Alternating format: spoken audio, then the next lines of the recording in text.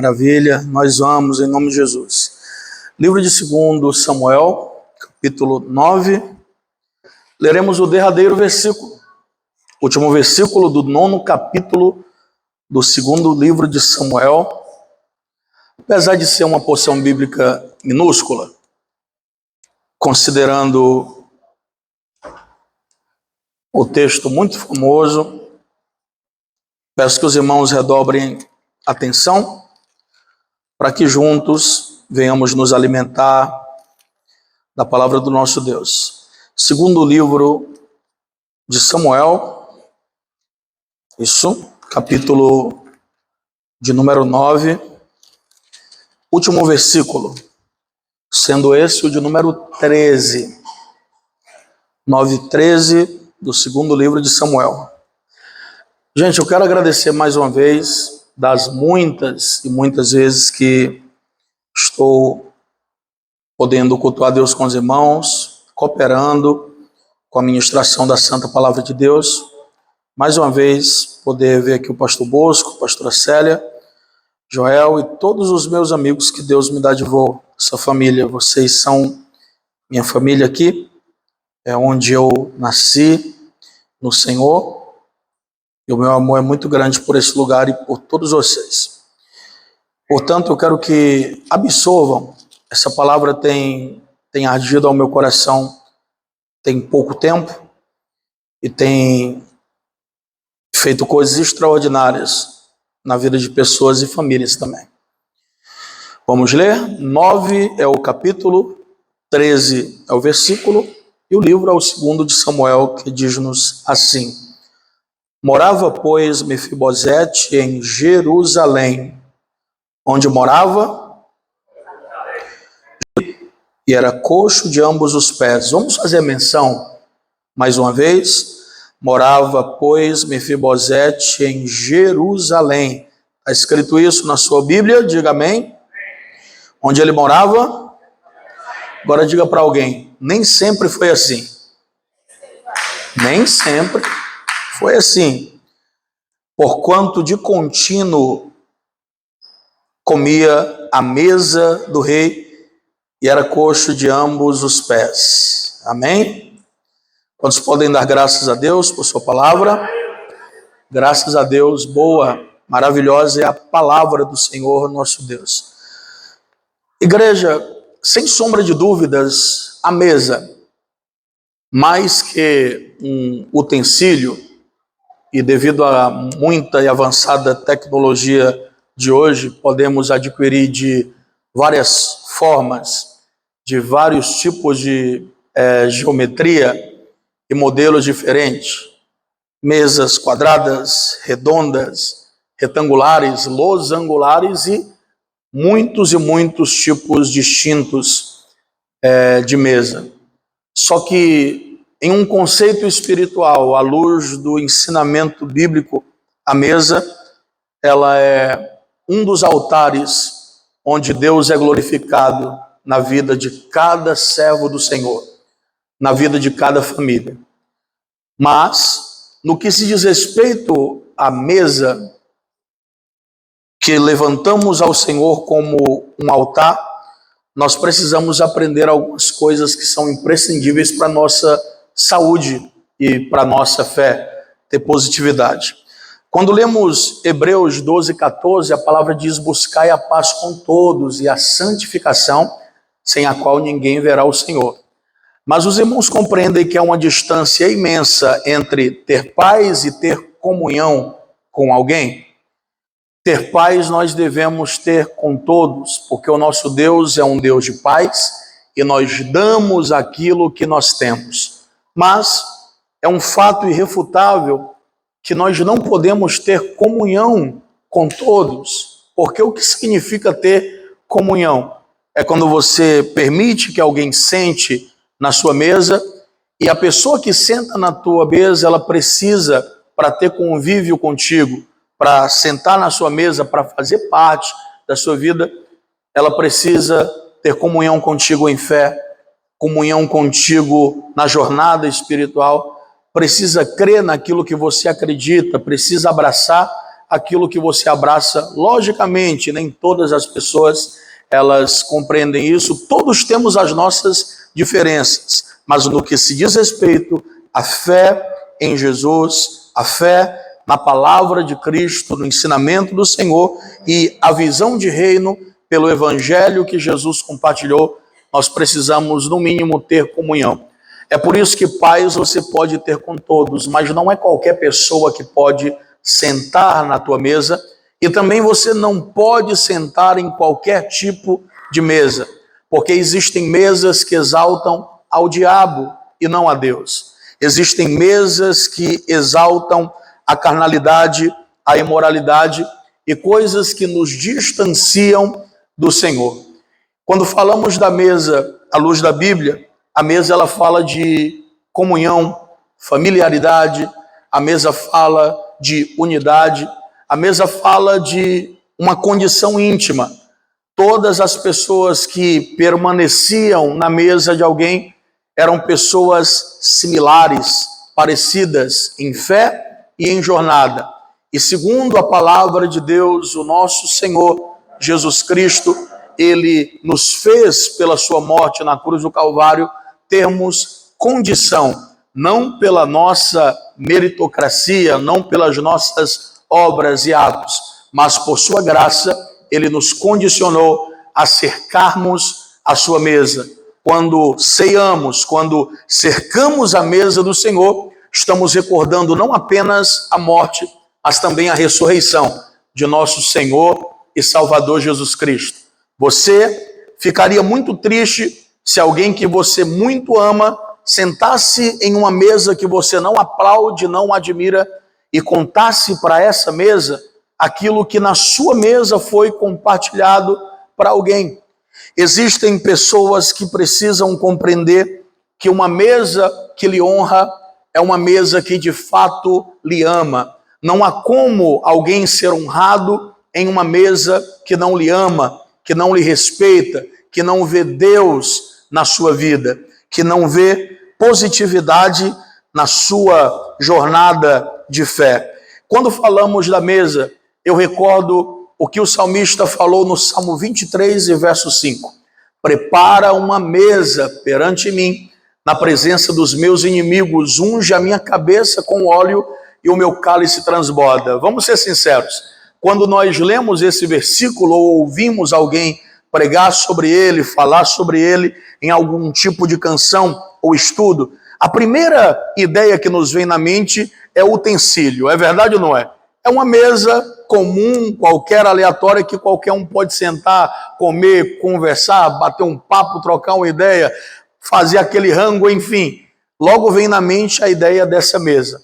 Mas quando Davi fala para o Senhor no Salmo 23, sendo pastor de ovelhas, se rendendo como uma ovelha, ele, sendo pastor, não falou como pastor, ele sendo literalmente um zelador de ovelhas, ele se condiciona como uma ovelha também, entendendo que Deus é o supremo pastor, entendendo que o Senhor é quem tem o cuidado especial e necessário para que cada coração tenha de fato uma direção, uma fortaleza, um transbordar, um despertar, um ressignificar, tenha de fato um alimentar da parte do Senhor.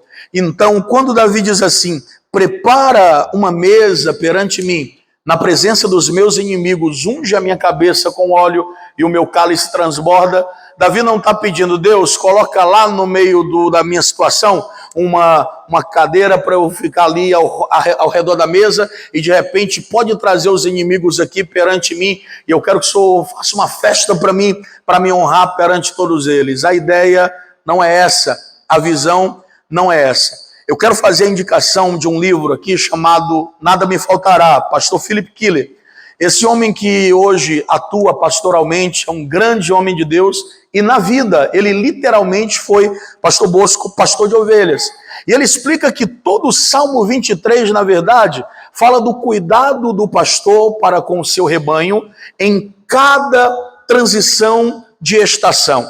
Ou seja, todo o Salmo 23 representa o cuidado do pastor em todas as épocas do ano sobre o seu rebanho, sobre as suas ovelhas. Quando Davi diz, prepara uma mesa perante mim na presença dos meus inimigos, segundo o ensinamento desse pastor, literalmente o que Davi está pedindo é que Deus faça com ele, além daquilo que os pastores fazem na transição de estação para com as ovelhas. Qual é a ideia? Na transição de estação, o pastor precisa se adiantar para o próximo pasto que as ovelhas e o rebanho irão se alimentar. Ele precisa matar todo tipo de ameaça ao alimento do rebanho. Ele cuida do solo, ele prepara bem ali os pastos para que fiquem verdejantes. E ao mesmo tempo que ele está, pastora Célia, preparando o pasto, ele está fazendo armadilhas para matar iminentes inimigos do seu rebanho, lobos e feras que podem posteriormente matar uma das suas ovelhas. Então, quando Davi diz assim, prepara uma mesa perante mim, na presença dos meus inimigos, o que Davi está dizendo é, Deus, alcança-me onde meus olhos não alcançam. Seja o meu livramento onde o meu braço não é capaz de chegar. É Davi dizendo, Senhor, eu sei que tu és capaz de estar no amanhã, naquilo que pode me ameaçar daqui a pouco, a tua mão pode abrir caminho para eu passar. A tua mão pode desfazer e desconstruir todo ataque do inimigo contra mim. E se aquilo que hoje tem me alimentado é bom, eu creio que dias melhores podem vir. O que Davi está declarando é que a mesa de Deus sempre traz o melhor para o seu rebanho. Que a mesa de Deus sempre tem graça, misericórdia e livramento. Tem uma mensagem de Deus para a nossa família. Na mesa de Deus ele traz livramento. Na mesa de Deus ele desfaz as obras do maligno. Na mesa de Deus a nossa alma é alimentada, e na noite de hoje nós estamos mais uma vez na mesa do Senhor para exaltarmos o seu amor, para exaltarmos o seu cuidado, para exaltarmos a sua misericórdia. Não tenha medo do amanhã, porque Deus já está lá te esperando com providência, com livramento, com amor, com proteção. Tudo que diz respeito a você sempre esteve, está e continuará na palma das mãos do Senhor, porque Ele é fiel e não abandona o seu povo, e não abandona o seu rebanho. Mas, amados, se encontrar com Deus na sua mesa é algo maravilhoso. Se encontrar com Deus na sua mesa é algo transformador, é algo libertador. Davi estava no auge do seu reinado, no ápice do seu sucesso como monarca, muito ouro, muita prata, muita riqueza, muitas mulheres. A materialidade estava sobrando em alta. Mas Davi, ao mesmo tempo que honrado por Deus e no crivo do Senhor aprovado, ele estava em uma essência com Deus muito sublime, muito poderosa.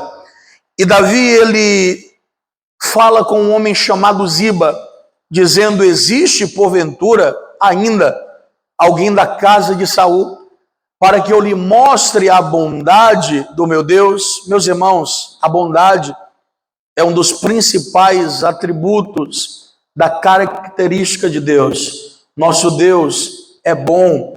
Uma vez alguém chamou Jesus de bom, e o Senhor respondeu, bom só há um, que é o Pai que está nos céus. Ele é bom, Ele é bom. Quantos podem dizer, Deus é bom o tempo todo, e o tempo todo Deus é bom. Davi, ele teve no coração um intuito muito humano, algo muito altruísta, algo muito generoso. Pela aliança que ele fez com Jonatas, ele queria mostrar a bondade de Deus através da sua vida. É como se ele estivesse dizendo, Deus, eu quero ser instrumento de bondade e de misericórdia para alguém da casa de Saul, por amor a Jonatas. Davi nos mostra que uma aliança de honra, ela é mais forte do que a própria morte. porque a morte de Jonatas não impediu Davi de tornar-se uma pessoa sem palavra, sem honra. Jonatas morreu, mas a honra de Davi estava de pé. A palavra de Davi estava de pé. Esse descendente pode não me conhecer, mas eu farei aquilo que eu combinei, aquilo que eu prometi, aquilo que eu dei palavra para alguém que eu amo. E ele pergunta a Ziba: onde está? Onde está esse filho de Jonathan, esse filho de Saul?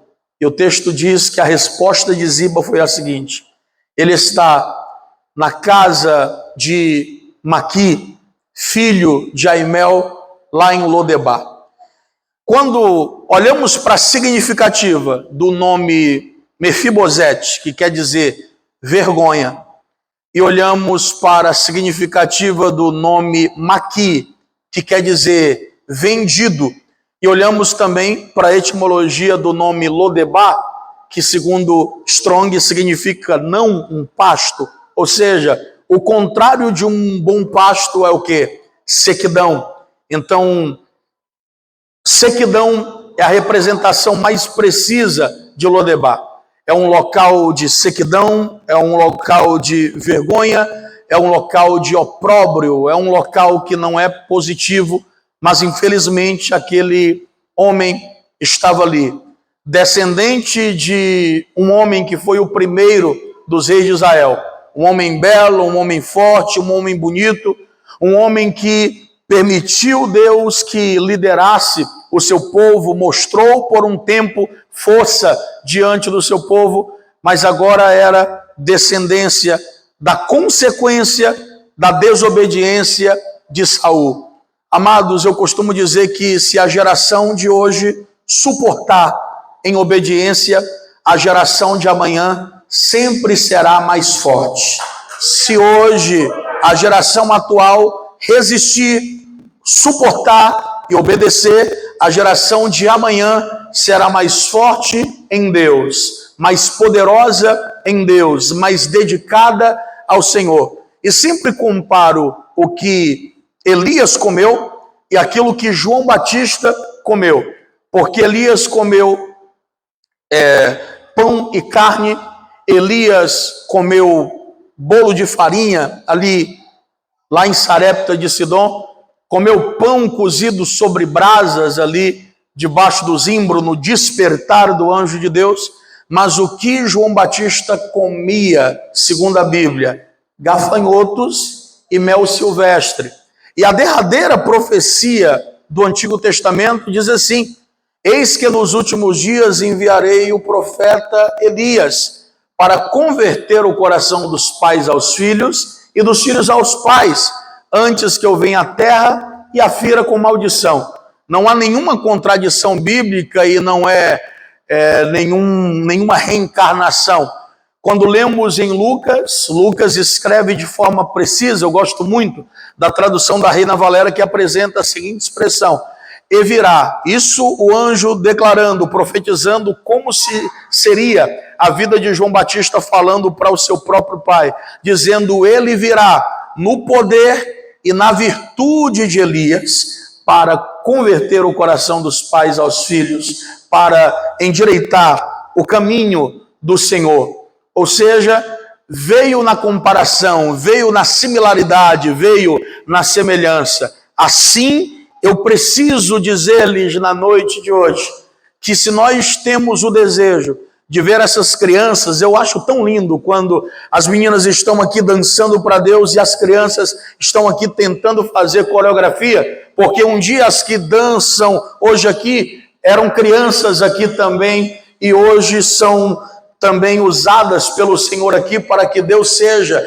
glorificado, que a nossa vida inspire gerações, que a nossa vida inspire pessoas a amar a Jesus, amar ao céu, amar o reino de Deus e amarmos a mesa do Senhor, a mesa da graça de Deus, a mesa mais importante de todas. Sabe por qual razão? Porque só se encontra na mesa de Deus quem um dia teve ausência de mesa no meio da sua família. Meus irmãos, Deus apresentou a Davi a sua mesa, a mesa da graça, quando faltou-lhe a mesa da paternidade de Jessé. Davi não tinha honra na mesa de Jessé, e isso é explícito biblicamente. Quem recorda 1 Samuel capítulo 16, verso de número 11. Após apresentar todas as suas indicações, pois o profeta chegou na casa de Jessé o belemita e disse: minha vinda é de paz, e dentre teus filhos o Senhor tem se provido de um rei. E ele apresenta Eliabe. Meus irmãos, olhar pelo prisma humano é tão perigoso, é tão incoerente ao reino de Deus, que o próprio Samuel, que tinha muita intimidade com Deus, quase foi ludibriado. Ele disse em seu coração: certamente perante o Senhor está o seu ungido. Mas na hora que assim ele pensa, Deus já declara: não olhe para a sua aparência, não atente para a sua estatura, pois eu tenho o rejeitado. Ou seja, o primeiro da fila do homem foi o primeiro a ser rejeitado por Deus. E o último da fila de Jessé, que foi Davi, segundo as suas próprias palavras, o menor, foi o primeiro que Deus disse, e o único que Deus disse é este: unge-o como rei de Israel, Samuel.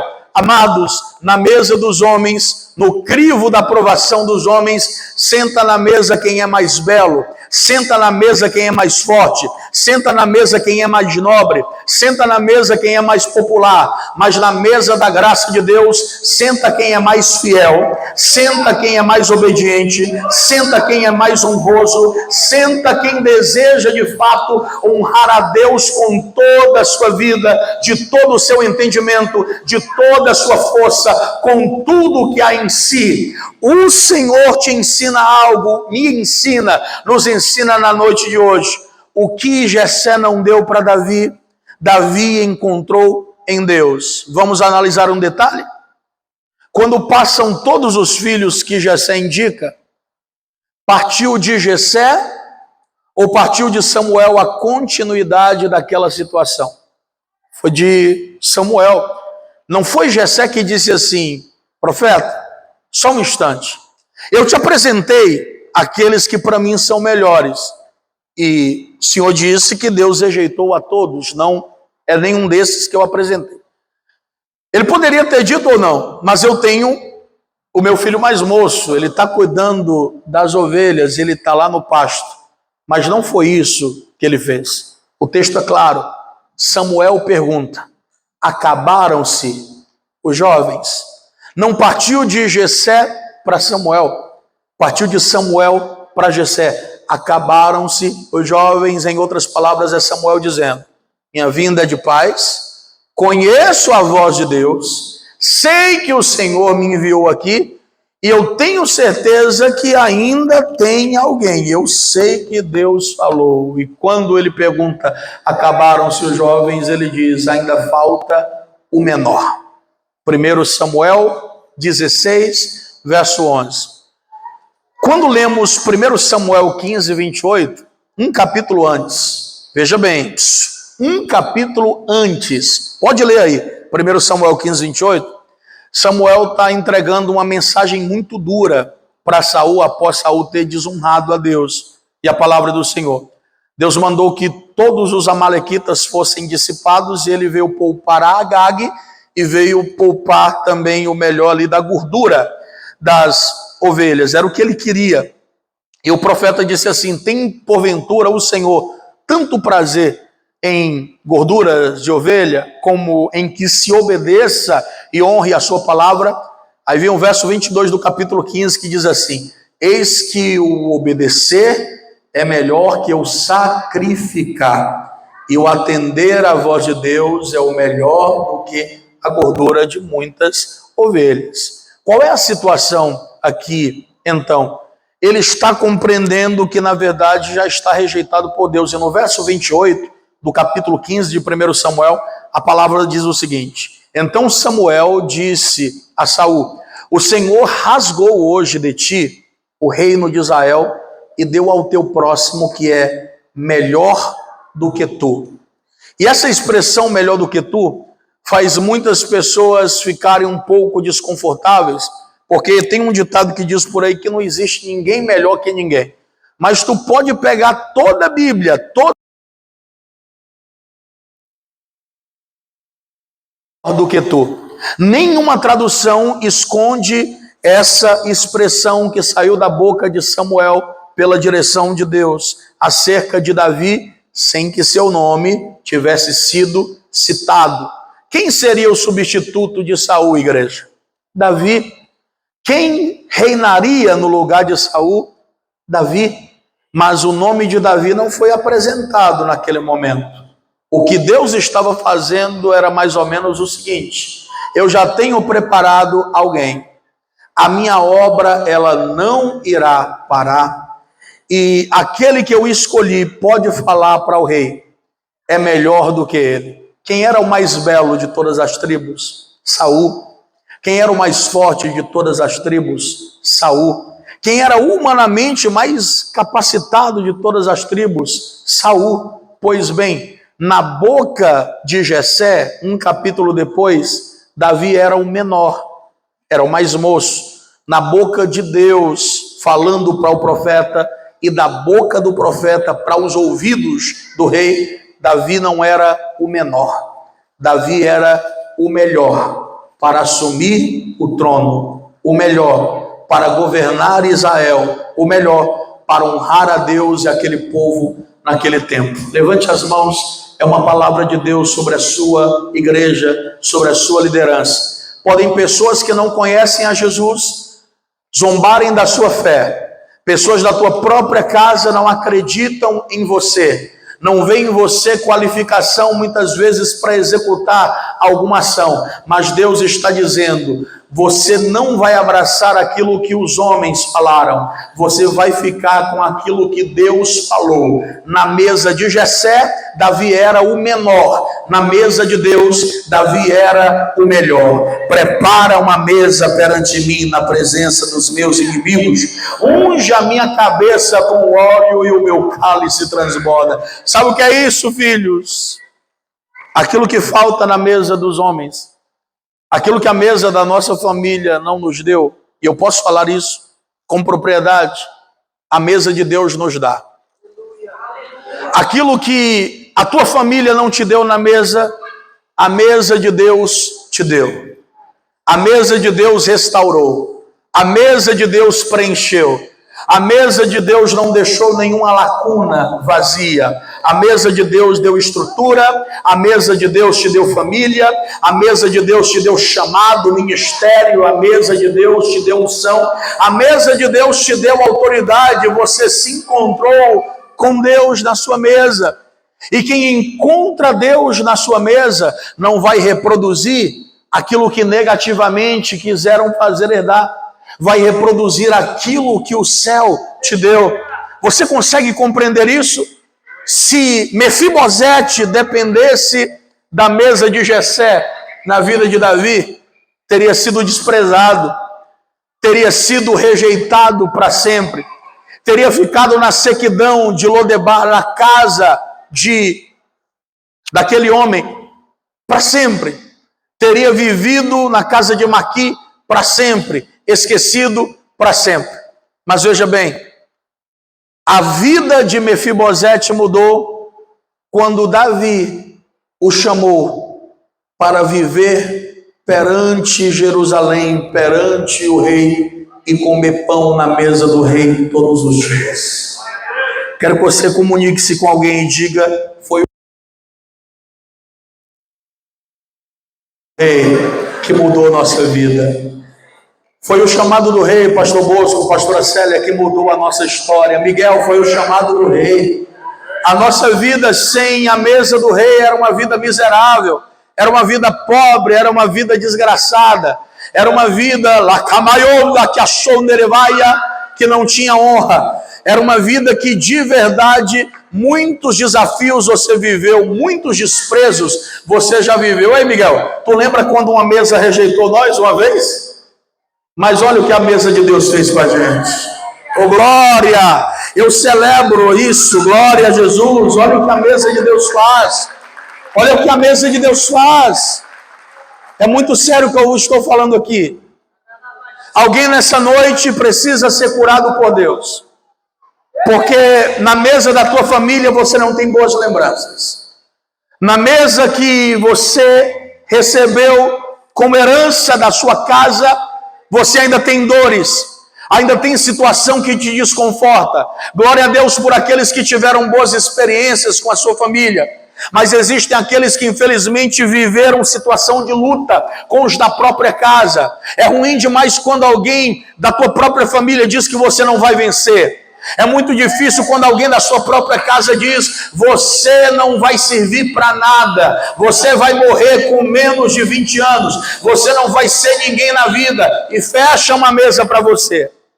Mas quando os homens fecham a mesa na terra, há uma mesa que seu acesso com glória está disponível pela fé, e se você acreditar no amor que essa mesa gera, porque nessa mesa só sentarão as ovelhas de Deus, nessa mesa sentarão aqueles que muitas vezes foram desprezados, humilhados, mas que disse: Deus, eu vou te curar na minha mesa, vem para a minha mesa, porque eu não te chamei para ser mendigo espiritual, eu não te chamei para viver na pobreza e na miséria. É tipo assim, preguei aqui uma vez uma mensagem em Juízes 1 sobre aquele rei que a representação precisa do diabo, Adoni-Bezeque, Juízes 1. Ao invés de dar a honra da morte para os reis, o que aquele malvado fez? E, gente, ele cortava os polegares das mãos e dos pés dos reis vencidos, e ele não matava os reis. Como na ficção de Troia, Heitor, ele deu a honra da morte para Patroclo, primo de Aquiles. E isso era algo que desde aquelas épocas era tido como honra, mas não, ele não fez. O que ele fez? Ele preferiu colecioná-los debaixo da sua mesa. E quando Judá e Simeão se unem, olha que coisa linda, eles se juntaram sem ter um rei, dizendo: olha, vamos montar essa estratégia de guerra, vamos nos posicionar assim para a batalha. Não havia rei sobre Israel naquele tempo. É o início do tempo dos juízes. Não havia rei, mas havia altar. Não havia coroa, mas havia altar. E melhor do que ter coroa é ter altar com Deus. Porque quem tem coroa muitas vezes não tem altar. E quem tem altar não precisa de coroa. Quem tem altar vai ver as coroas soberbas do mundo caírem por terra diante da autoridade do seu Deus. Judá se levanta porque tinha promessa de Deus. Convida Simeão para a batalha como símbolo de unidade. Quando foram lá, pegaram aquele rei e fizeram a mesma coisa com ele. E o que foi que aquele rei disse? Ele disse assim: 70 reis, com os dedos polegares das mãos e dos pés cortados, comiam migalhas debaixo da minha mesa. E ele declara: assim como eu fiz, assim Deus me pagou. Eu quero me dirigir a cada coração nessa noite. Nós somos sacerdócio de Deus. Nós somos geração santa. Primeira epístola de Pedro, capítulo 2, verso 9. Vós sois nação santa, sacerdócio real, povo de propriedade adquirida da parte de Deus, do Deus que vos chamou das trevas para a sua maravilhosa luz. Pega isso. O rei mandou chamar Mefibosete. Repita: o rei mandou chamar. Sabia que a palavra igreja, no grego, eclésia, quer dizer isso? Chamados, convocados, ou glória. Foi a convocação desse rei para vivermos na sua mesa que nos deu o livramento da morte eterna.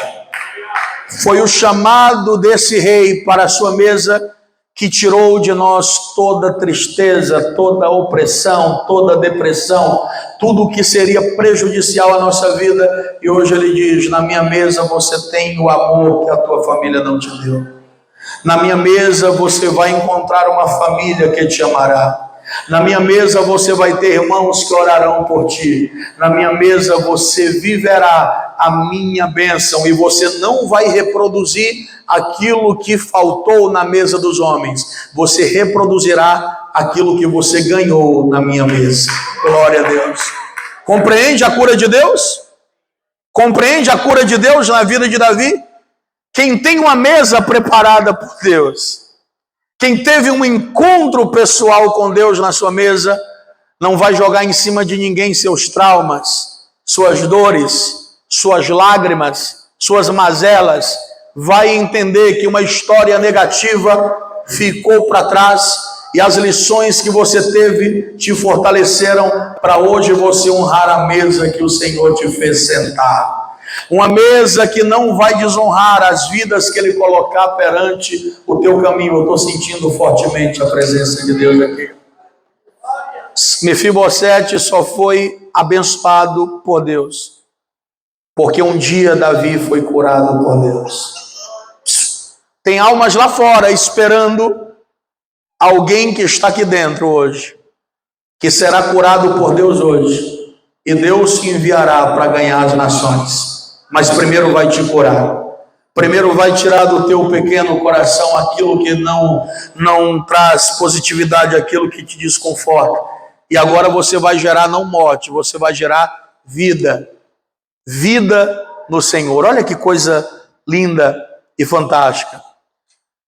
Palavra maqui, como eu disse para vocês, significa vendido. Existe uma palavra grega chamada exagorazo, e significa comprado e tirado de mercado. Comprado e não mais disponível à venda. Aí eu recordo também a epístola de Pedro, quando diz no capítulo 1, do versículo 18 ao 20, quando diz: não fostes resgatados da vossa vã maneira de viver, que por tradição recebeste de vossos pais. Antes fostes resgatados pelo precioso sangue de Jesus Cristo, Cordeiro desde a fundação do mundo, mas revelado nos últimos dias por amor a vós. Foi o sangue de Jesus que nos comprou. Foi o sangue de Jesus, pastora Célia, que nos tirou da casa de Maqui e disse: você não está mais à venda, você não é mais qualquer um. Ainda que você se olhe como um cão morto, porque foi isso que ele disse para Davi: quem sou eu para que o rei olhe para um cão morto como eu? Mas o rei está dizendo: você vai se ver como eu te vejo, e eu não te vejo como um cão morto, eu te vejo como um amado do Pai, como uma filha campeã do Pai. O Pai hoje está trazendo sobre a tua mente essa palavra, sobre o teu coração essa palavra. Não se veja de forma negativa, acredite em você mesmo, porque o Pai já acreditou em você. O Pai já te convidou para sentar nessa mesa. Você está preparado para viver algo poderoso da parte de Deus e arrebanhar a muitos até a presença de Deus? Como eu sinto a sua presença nessa noite. Quantos filhos longe da mesa? Quantas famílias longe da mesa? Quantos corações longe da mesa? Mas hoje o chamado do rei não vai te deixar para trás.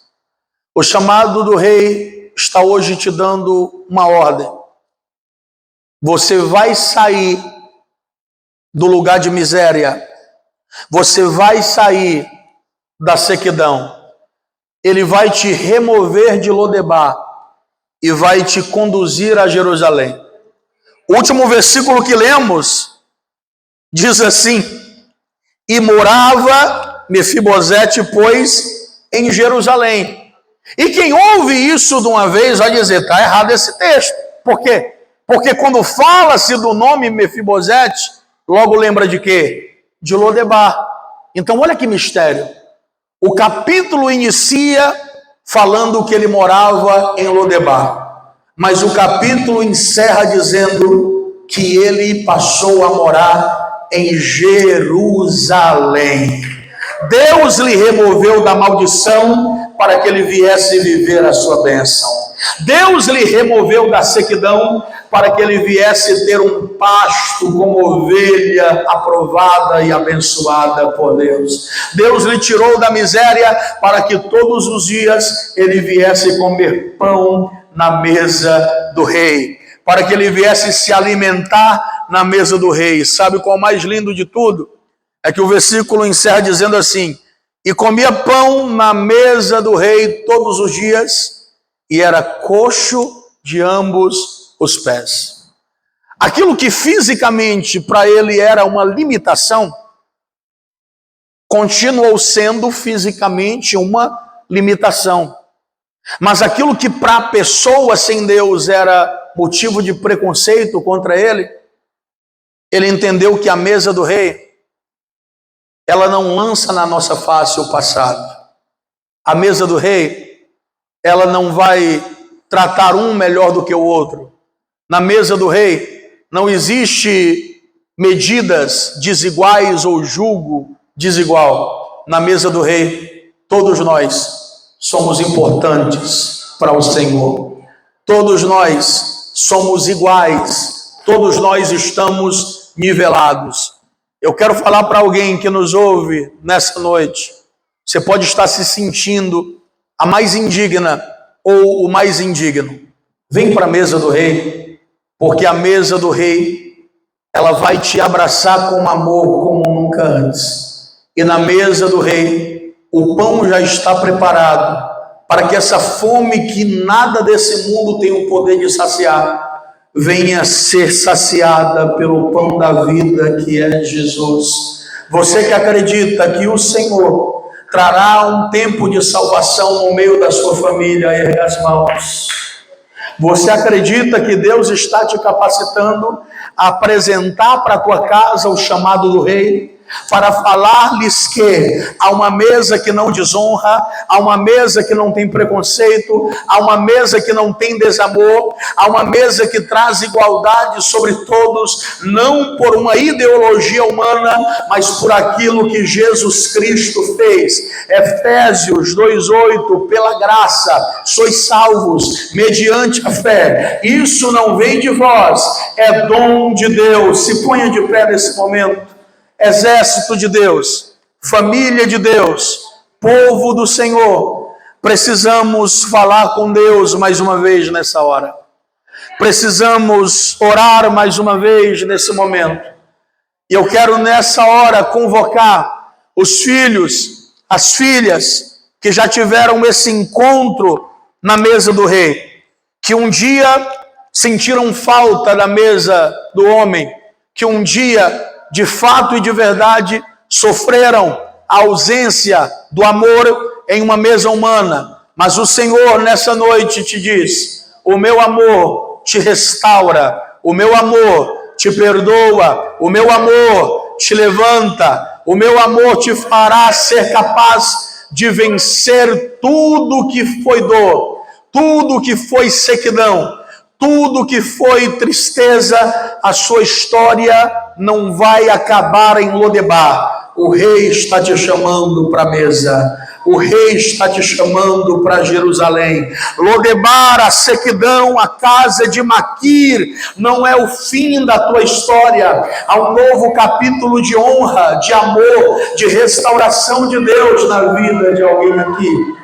Eu quero convocar o povo de Deus para nós orarmos agora, diante do louvor que vai ser ministrado. O Senhor deseja curar pessoas. Ouça, em primeiro lugar eu quero orar por pessoas já crentes, mas que sabem que um dia algum tipo de ausência na mesa dos homens ainda ativa gatilhos na tua vida, ainda ativa um certo desconforto que te faz sofrer por coisas que aconteceu no passado. Se você deseja a libertação, pode sair do seu lugar e vir aqui na frente, porque o Senhor, Ele vai te abraçar e vai te fazer ter um entendimento poderoso da mesa também.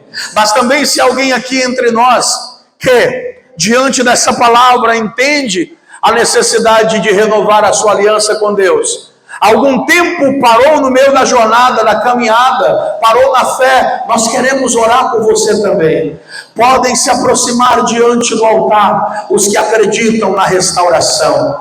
Podem se aproximar diante do altar aqueles que acreditam que o pão de Deus é o pão que vem para desfazer toda miséria, toda sequidão, aquilo que não agrada a Deus. E a igreja do Senhor clamará junto conosco em louvor nesse momento. Podem louvar, filhos. Podem louvar e nós vamos orar.